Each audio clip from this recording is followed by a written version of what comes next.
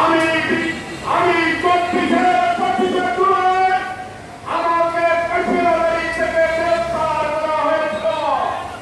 আজকে এই দিনে আমি কারাগারে ছিলাম।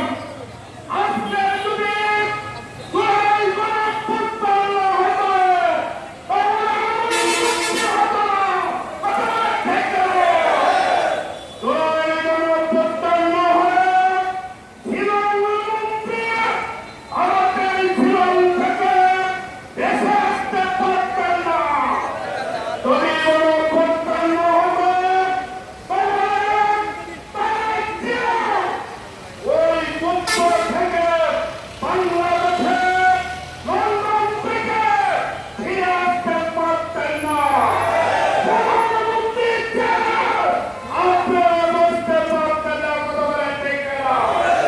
বাংলা